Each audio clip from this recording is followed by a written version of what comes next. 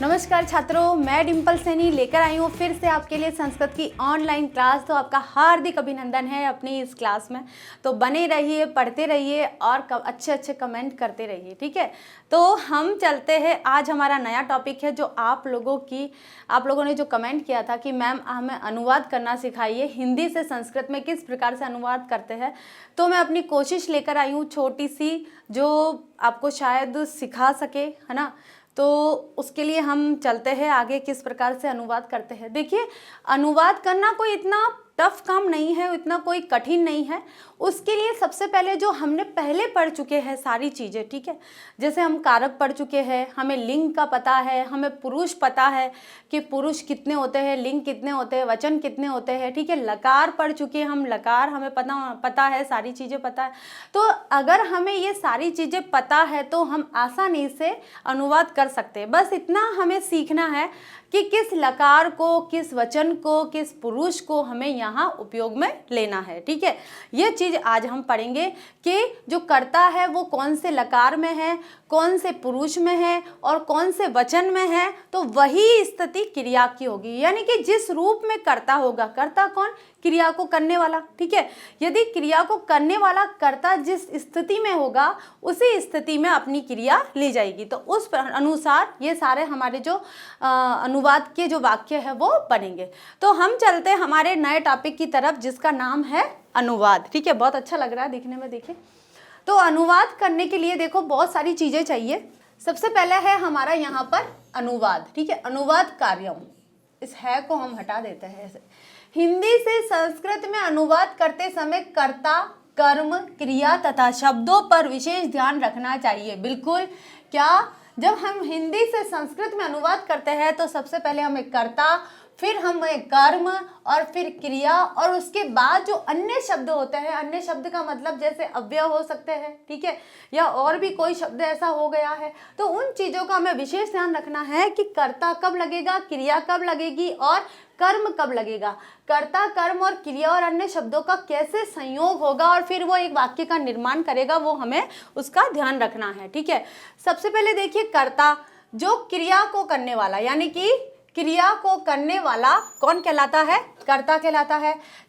यानी कि कर्ता जिस पुरुष या वचन, पुरुष आप सबको पता है कितने होते हैं, 3 होते हैं हमारे, प्रथम पुरुष, मध्यम पुरुष और उत्तम पुरुष। और वो कहाँ यूज में लिए जाते हैं, लकार में। 5 लकार होते हैं हमारे।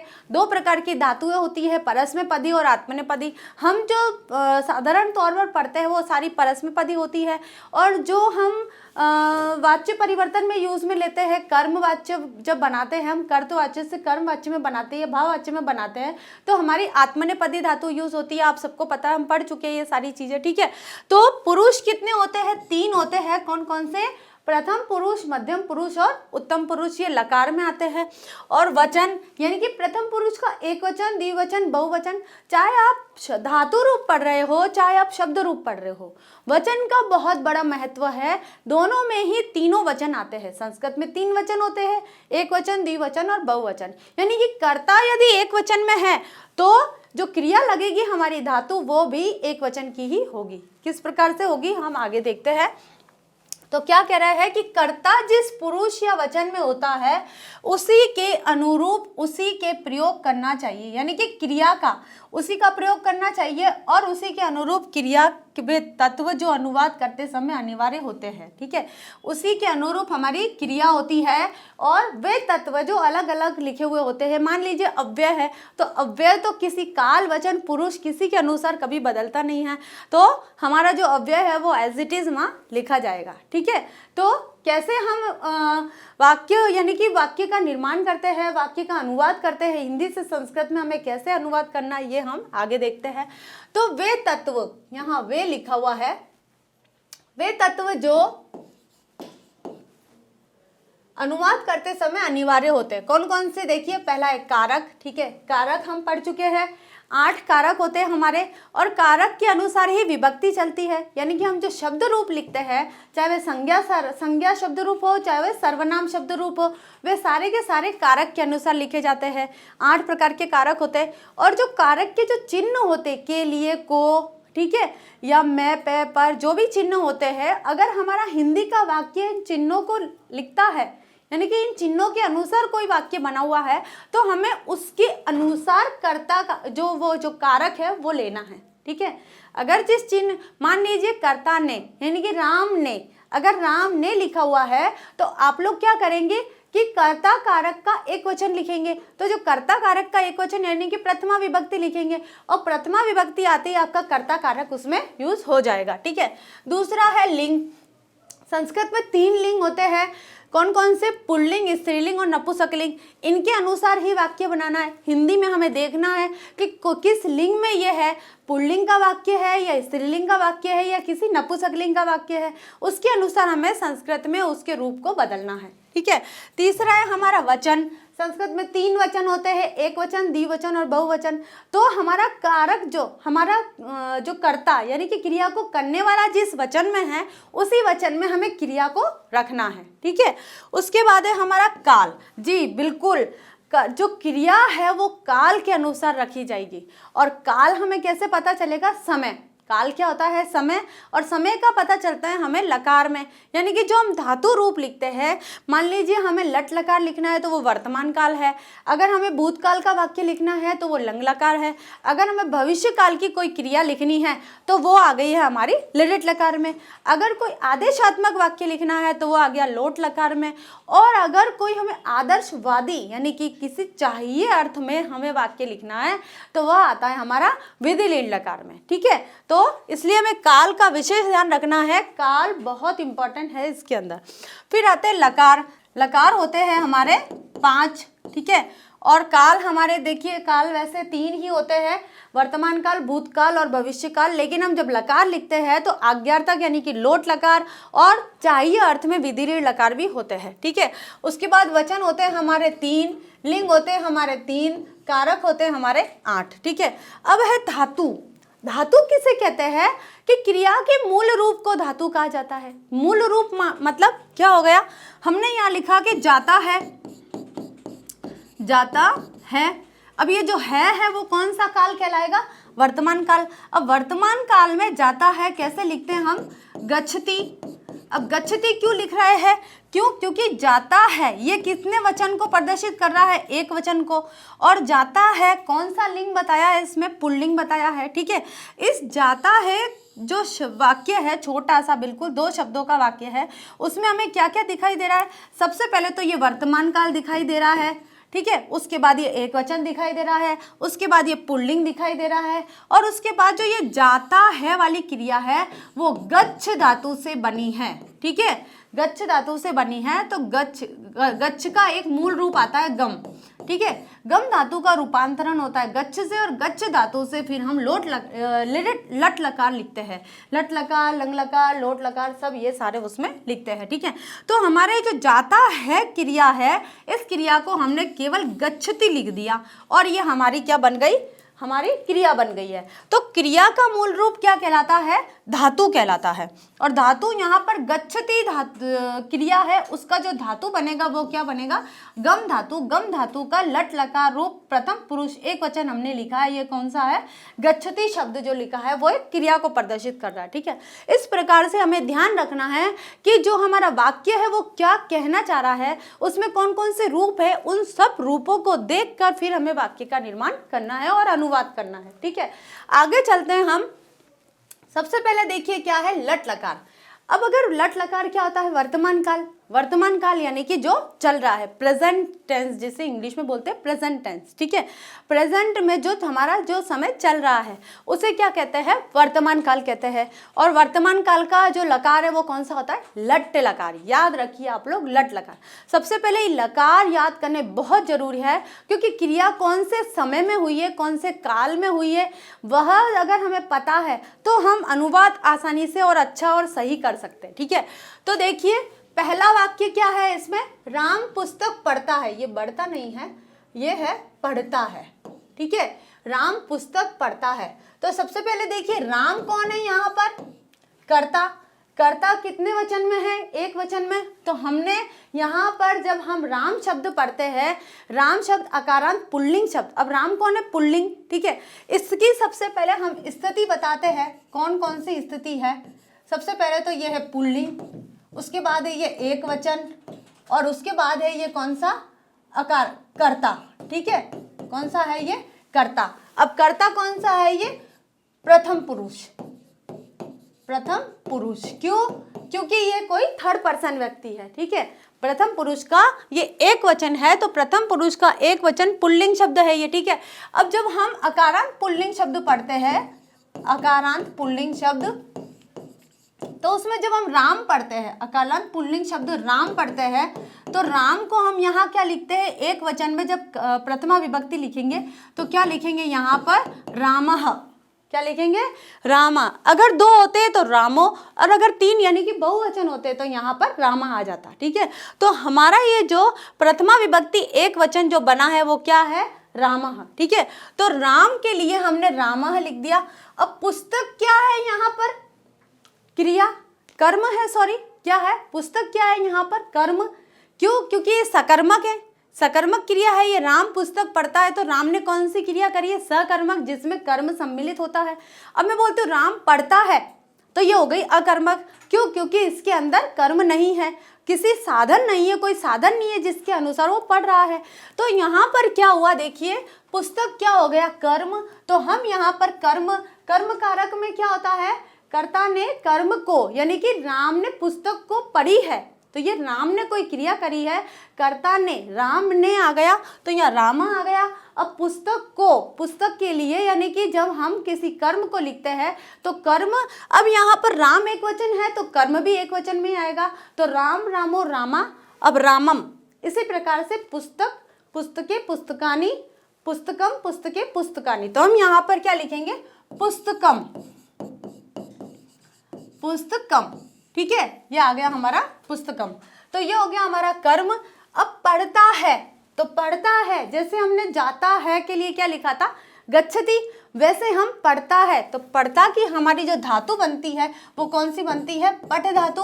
अब पठ धातु में हमारा ये कौन सा है, सबसे पहले तो देखिए प्रथम पुरुष, प्रथम पुरुष एक वचन आ गया, तो प्रथम पुरुष एक वचन की क्रिया कौन सी हुई, लट लकारती, क्योंकि हम वर्तमान काल पढ़ रहे हैं। तो वर्तमान काल क्या होता है, लट लकार, तो लट लकार की प्रथम पुरुष एक वचन की धातु कौन सी हो गई, पठती। क्या हो गया ये, पठती, ठीक है। ये हमारा वाक्य बन गया, यानी कि राम पुस्तक पढ़ता है, रामः पुस्तकम पठती, ये हमारा अनुवाद हो गया।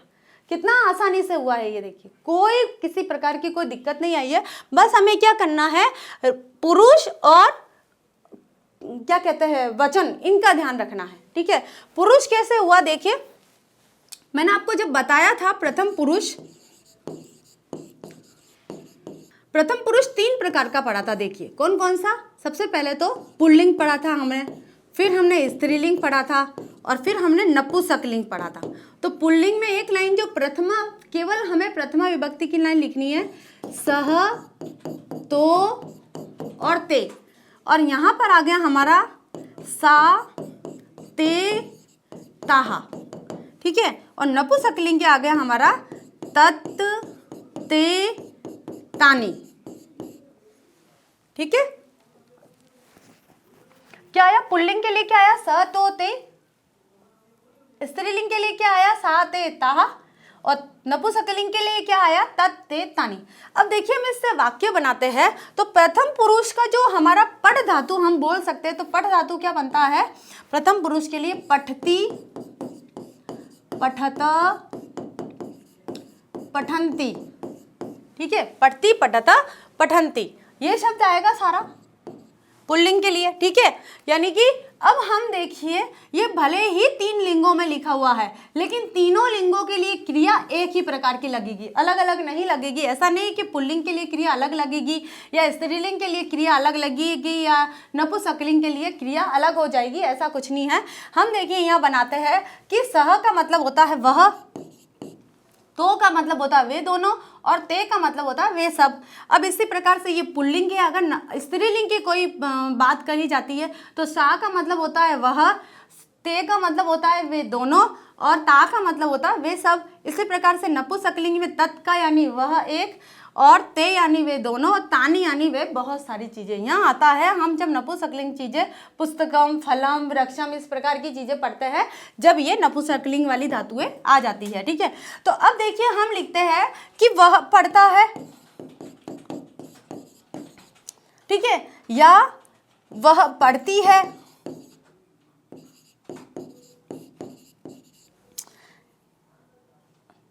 या वह गिरता है, यह फल गिरता है। ठीक है, ये लिख लिया हमने। अब हम इस धातु रूप से इन तीनों चीजों को बताएंगे। ठीक है, कैसे? यानी कि वह पढ़ता है, कौन है ये? पुल्लिंग है ये। ठीक है, तो हम बोलेंगे वह पढ़ता है, तो वह के लिए क्या आ गया? सह, तो सह पठती। ठीक है, अब वे दोनों पढ़ते हैं तो पठत। यदि ये द्विवचन यूज कर रहे हैं तो हमें धातु भी द्विवचन की यूज करनी है। अगर हमारा कर्ता एक वचन का है तो हमारी जो क्रिया है वो भी एक वचन की होगी। यदि हमारा कर्ता द्विवचन का है तो क्रिया भी द्विवचन की होगी। यदि कर्ता बहुवचन का है तो क्रिया भी बहुवचन की होगी, तब हमारा वाक्य सही बनेगा। तो देखिए, सह पठती, वह पढ़ता है, सह पठती, तो पठत यानी कि वे दोनों पढ़ते हैं, ते पठंती यानी कि वे सब पढ़ते हैं। ठीक है, पुल्लिंग के लिए आया। अब आप ये नहीं कहेंगे, हम लोग ये नहीं कहेंगे कि पुल्लिंग के लिए क्रिया अलग हुई है तो स्त्रीलिंग के लिए क्रिया और अलग होगी, ऐसा नहीं है। स्त्रीलिंग के लिए भी क्रिया सेम होगी। और ये स्त्रीलिंग के शब्द है सा यानी कि वह एक, सा पठती यानी कि वह पढ़ती है, ते पठता वे दोनों पढ़ती है, और ता पठंती यानी कि वे सब पढ़ती है। ठीक है, क्रिया यानी कि धातु चेंज नहीं होती है लिंग के अनुसार, कर्ता चेंज होगा। कर्ता का लिंग जरूर चेंज होगा लेकिन धातु नहीं चेंज होगी, धातु वही होगी। बस नियम ये कह रहा है कि धातु जिस वचन की है, जिस पुरुष की है, तो क्रिया भी उसी वचन और उसी पुरुष की लगेगी। ठीक है, मान लीजिए मध्यम पुरुष की हुई। ठीक है, यहां हम लिखते हैं मध्यम पुरुष। तो मध्यम पुरुष में तो होता है यहां पर पठसी, पठथ, पठत। ठीक है, यही होती है पठसी, पठत, पठत। अब यहां हो जाती है हमारी त्वम, युवाम और यूयम। ठीक है, तुम यानी एक, तुम एक, युवाम यानी तुम दोनों, और यूयम यानी तुम सब। ठीक है, यही आ गया।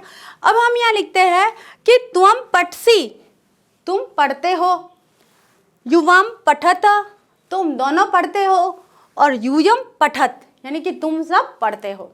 ठीक है, क्योंकि मध्यम पुरुष की जो करता है तो क्रिया भी हमारी मध्यम पुरुष की ही लगेगी और नहीं लगेगी। अगर हम इन चीज़ों का ध्यान रखते हैं तो हमारा वाक्य बिल्कुल सही हो जाता है। ठीक है, तो ये हमारा राम पुस्तक पढ़ता है यानी कि राम पुस्तकम पढ़ती। अब आता है हम गेंद से खेलते हैं। तो देखिए, हम के लिए क्या आएगा? सबसे पहले देखिए, हम वाला जो वो आता है हमारा उत्तम पुरुष। सबसे पहले हमें ध्यान रखना है, प्रथम पुरुष आता है वह के लिए, यानी कि वह कोई जो थर्ड पर्सन है। ठीक है, और मध्यम पुरुष आता है सुनने वाला व्यक्ति, यानी कि जो सुनता है, कोई बात कही जा रही है और जो व्यक्ति सुनता है वह मध्यम पुरुष होता है। और आता है उत्तम पुरुष यानी कि कहने वाला, स्वयं का वक्ता, जो कहने वाला व्यक्ति है वह आता है।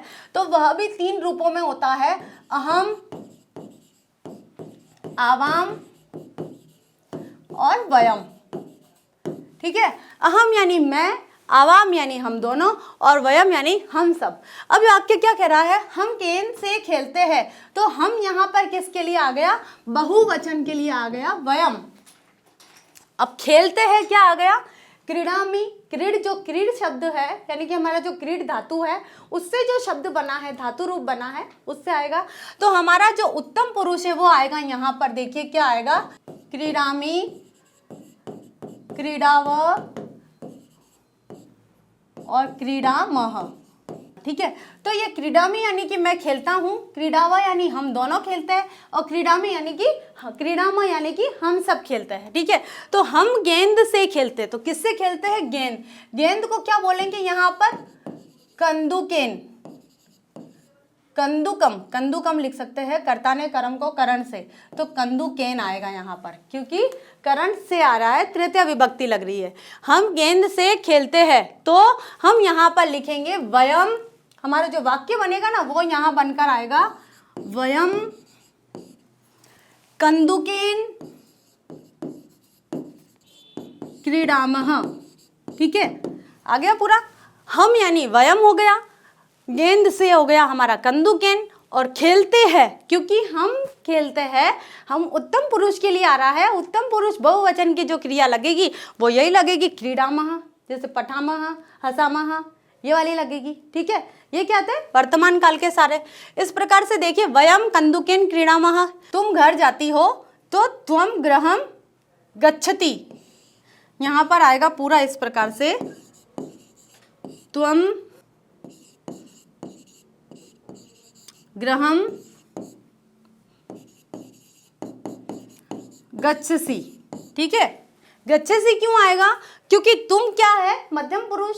अब मध्यम पुरुष करता है तो जो क्रिया होगी वो भी कौन सी होगी, मध्यम पुरुष की। अगर मध्यम पुरुष करता हमारा एक वचन में है तो क्रिया भी मध्यम पुरुष एक वचन की होगी। ठीक है, इस प्रकार से ये सारे वाक्य बनेंगे, यानी कि अनुवाद होंगे। तो ये बहुत आसान है अनुवाद करना, बस हमें कुछ छोटी छोटी चीज़ें याद रखनी है, तो उनको याद करना बहुत ज़रूरी है। तो वो तो आपको याद करनी पड़ेगी, तब आपका अनुवाद आराम से सही हो जाएगा।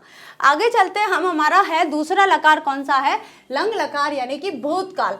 पहले हमने कौन से लकार में क्रिया करी थी, यानी कि कौन से लकार में हमने अनुवाद किया था, वर्तमान काल में लट लकार में। ठीक है, अब है हमारा भूतकाल लंग लकार। ठीक है, तो ये देखिए, राम गांव गया। अब गया यानी कि क्रिया हो गई है, राम गांव गया, तो हम ऐसे भी बोल सकते हैं राम गांव को गया। तो को जब आता है तो कर्ता ने कर्म को, तो द्वितीय विभक्ति लगी। द्वितीय विभक्ति का एक वचन क्या होगा, यहाँ पर गांव का ग्रामम हो जाएगा। तो राम यानी कि रामः, गांव को यानी कि ग्रामम, गया यानी अगच्छत, यहाँ पर अगच्छत आएगा।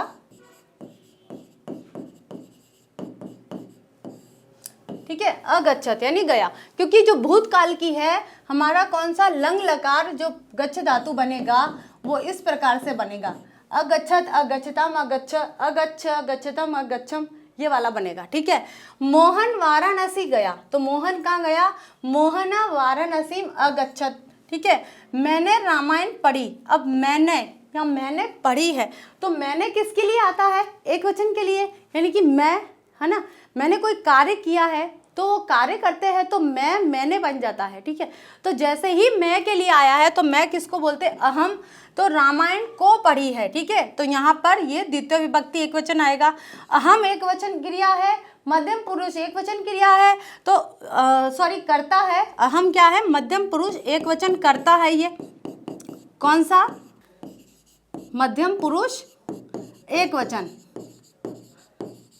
तो क्रिया भी कौन सी बनेगी, मध्यम पुरुष एक वचन की क्रिया, यानी कि जो कर्ता की स्थिति होती है वही क्रिया की स्थिति होती है, तभी हमारा वाक्य सही बनेगा। और बीच में ये जो कर्म होता है, तो कर्म जिस रूप में होता है उसी रूप को आपको लिखना है। जैसे हमने यहाँ पर लिखा था, यानी कि रामायण पढ़ी, तो रामायण को पढ़ी है ना, रामायण को पढ़ी। जैसे ही को का जो चिन्ह आता है तो आप कारक बोलिए, कर्ता ने कर्म को, तो कर्म को कौन से नंबर पे आया, 2 नंबर पे आया, यानी कि द्वितीय विभक्ति आई। अब ये जो हमारा कर्ता और क्रिया दोनों एक वचन है, तो जो हमारा कर्म है वो भी कौन से वचन में होगा, एक वचन में होगा। तो यहाँ आ जाएगा रामायणम, रामायणम शब्द आएगा। ठीक है, यानी कि अहम रामायणम अपठम। ठीक है, ये वाले शब्द आएंगे, यानी कि राम गांव गया, रामः ग्रामम अगच्छत, मोहन वाराणसी गया, मोहन वाराणसीम अगच्छत, मैंने रामायण पढ़ी, अहम रामायणम अपठम। ठीक है, इस प्रकार से हमें वाक्य बनाने हैं। अब आता है हमारा लिरिट लकार। लिरिट लकार यानी कि भविष्य काल।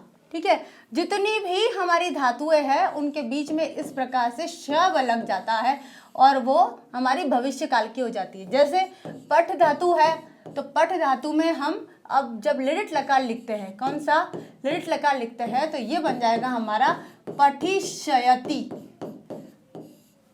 और जो हमारा लट लकार है वो क्या होगा, पठती। तो पठती में हमें क्या करा, सबसे पहले तो ठ में ई की मात्रा लगा दी और श य लगा दिया और ती, ऐसा कैसा लास्ट का जो शयति, शयत, शयंती, इस प्रकार से शब्द बनेंगे। ठीक है, तो देखिए क्या है, अब जो भविष्य काल होता है उसमें क्या होता है, क्रिया होने वाली है, अभी कोई क्रिया करी नहीं है। ठीक है, क्रिया नहीं करी है, क्रिया वो अभी भविष्य में होगी, जो होने वाले कार्य है वो सारे भविष्यकाल के अंतर्गत आएंगे। ठीक है, तो हमारा पहला क्या है, राम आएगा। राम क्या करेगा, आएगा। तो हम यहाँ लिखेंगे रामः आगमिष्यति। क्या लिखेंगे, आगमिष्यति। वह पुस्तक पढ़ेगा। ठीक है, तो सह पुस्तकम पठिष्यति। पठिष्यति यानी कि पढ़ेगा, एक वचन ही है। वह कौन है, एक वचन। एक वचन के साथ में एक वचन की क्रिया लगेगी। रमा जल पिएगी, तो रमा जलम पास्यति। पिएगी का क्या होगा यहाँ पर, पास्यति, पास्यत, पास्यन्ति। इस प्रकार से शब्द बनेंगे।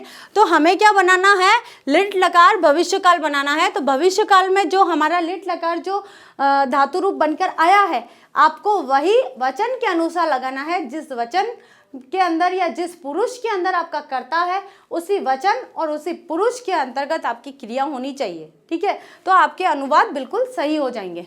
अब हम पढ़ते हैं लोट लकार। लोट लकार क्या होता है, आज्ञार्थक, यानी कि हम जब आज्ञा देते हैं किसी को, जब कोई भी बड़ा व्यक्ति छोटों को जो आदेश देता है या आज्ञा देता है, तो वो सारी क्रियाएं किसके अंदर आती है, लोट लकार में। पढ़ो, बोलो, कहो। ठीक है, पठतु, वदतु, है ना, इस प्रकार से वाक्य बनेंगे, यानी कि इस प्रकार से क्रिया आएगी। ठीक है, यानी कि वह विद्यालय जाए, यानी कि वह विद्यालय जाओ, उसको बोला जा रहा है कि वह विद्यालय जाए, उसको ऑर्डर दिया है, आदेश दिया है। तो जैसे ही आदेश देने की क्रिया है, तो वह की जगह आ जाएगा सह, विद्यालय यानी कि विद्यालयम, और जाए का हो जाएगा हमारा गच्छतु। तुम चिरंजीवी हो। अब तुम यहाँ पर, ये तो कौन सा था, प्रथम पुरुष। ठीक है, ये तो प्रथम पुरुष का कर्ता और प्रथम पुरुष की क्रिया कौन सा, एक वचन। दोनों के रूप क्या होते हैं, एक वचन। अब आता है मध्यम पुरुष। तुम कितना वचन है, एक वचन। तो ये जो कर्ता की स्थिति क्या है, मध्यम पुरुष एक वचन, तो हमारी जो क्रिया है वो भी मध्यम पुरुष एक वचन की हो जाएगी। ये हो गया हमारा एक वचन। यानी कि तुम चिरंजीवी हो, त्वम चिरंजीवी भवः। ठीक है, यहाँ आ जाएगा भवः। तुम घर जाओ, ये भी एक वचन है। यहाँ पर भी हमारी जो कर्ता और क्रिया की स्थिति है वो क्या है, मध्यम पुरुष एक वचन की है। ठीक है, तो हमारी जो अनुवाद आएगा वो आएगा त्वम गृहम गच्छ। ठीक है, क्या आएगा, गृहम गच्छतु। ठीक है, त्वम गृहम गच्छतु, तुम घर जाओ, तुम गृहम गच्छतु। जो हमारा लोट लकार रूप है वो आता है पठतु, पठतम, पठन्तु, पठ, पठतम, पठत, पठे, पठेयम, पठेम। ठीक है, ये आएगा। ठीक है, अब आता है हमारा तो हमने ये सारे लोट लकार कर लिए हैं। देखिए, अगर आपका लट लकार का वर्तमान काल का अगर आपका वाक्य है, तो उसको वर्तमान काल के कर्ता और धातु से आपको करना है। अगर आपका भूतकाल का वाक्य है तो आपको भूतकाल में करना है, यानी लंग लकार में करना है। अगर आपका भविष्य काल का है तो आपको किस में करना है, लिट लकार में करना है। और आपका अगर आज्ञार्थक काल का जो ये जैसे आदेशात्मक कोई वाक्य आया है तो आपको उसे लोट लकार में करना है। तो आपको ये जो लकार है हमारे वो भी याद होने चाहिए। ठीक है, उसके बाद में लकार के तीनों पुरुष के अनुसार आपको शब्द याद होने चाहिए। एक शब्द कोई भी याद कर लीजिए, एक धातु ले लीजिए, पठ धातु ले लीजिए और उसके पांचों लकार याद कर लीजिए। एक एक स्थिति याद होनी चाहिए कि जो पठतु शब्द आया है उस पठतु शब्द की क्या स्थिति है। तो पठतु शब्द क्या है, लोट लकार प्रथम पुरुष एक वचन। ठीक है, हमें यह याद होना चाहिए। पठानी आया है तो हम बोलेंगे कि लोट लकार उत्तम पुरुष एक वचन। हमें ये स्थिति याद होनी चाहिए, तब तो हम हमारा जो अनुवाद है वो अच्छे से कर सकेंगे। और सबसे पहले शब्द याद होने चाहिए। शब्द कैसे, देखिए, वह एक, वे दोनों, वे सब, या तुम एक, तुम दोनों, तुम सब, या मैं, हम दोनों, हम सब। इन सारे चीज़ों के अर्थ याद होने चाहिए। ये सब हम पढ़ चुके हैं पहले, ऐसा कुछ भी नहीं है जो हमने नहीं पढ़ा है। उन्हीं के अनुसार हमारा यहाँ पर अनुवाद कंप्लीट होगा। अगर हमने कारक पढ़े हैं तो कारक का एक एक चिन्ह याद होना चाहिए, उंगलियों पे याद होना चाहिए। जो फटाफट कर्ता ने कर्म को करण से चिन्ह आया से तो तृतीया लगेगी, अगर को आया है तो द्वितीया लगेगी, के लिए आया है तो चतुर्थी लगेगी। इस प्रकार से हमें सारी चीज़ें याद होनी चाहिए, तभी हम अनुवाद कर सकेंगे, अन्यथा हमारा अनुवाद गलत हो जाएगा। तो आज हमारा ये अनुवाद का टॉपिक कंप्लीट हुआ है। आपको अच्छे से समझ में आया होगा कैसे अनुवाद करना है, और बार बार आप इसका प्रैक्टिस करेंगे ना, इसके लिए बार बार कोशिश करेंगे, एक एक अनुवाद को करने की कोशिश करेंगे। नहीं समझ में आता है तो आप देख सकते हैं, देख कर करिए, फिर आपको पता चलेगा हाँ इस रूप और इस पुरुष की ये जो धातु है इसी का कर्ता है। अगर कर्ता जिस रूप और जिस पुरुष का है, जिस क्रिया, तो क्रिया भी हमारी उसी रूप और उसी पुरुष की होनी चाहिए, ठीक है, उसी काल की होनी चाहिए। और इनके लिए यानी कि अनुवाद के लिए क्या क्या चीज़ें जरूरी है, यानी कि सबसे पहले तो हमें कारक याद होने चाहिए, लिंग याद होना चाहिए, पुरुष याद होना चाहिए, धातु याद होनी चाहिए और काल याद होना चाहिए। इन चीज़ों के बाद हम इस अनुवाद को कंप्लीट कर सकते हैं, ठीक है। तो हमारा ये अनुवाद का टॉपिक कंप्लीट हुआ है। तो नेक्स्ट वीडियो में फिर से हाजिर होते हैं, तब तक के लिए धन्यवाद।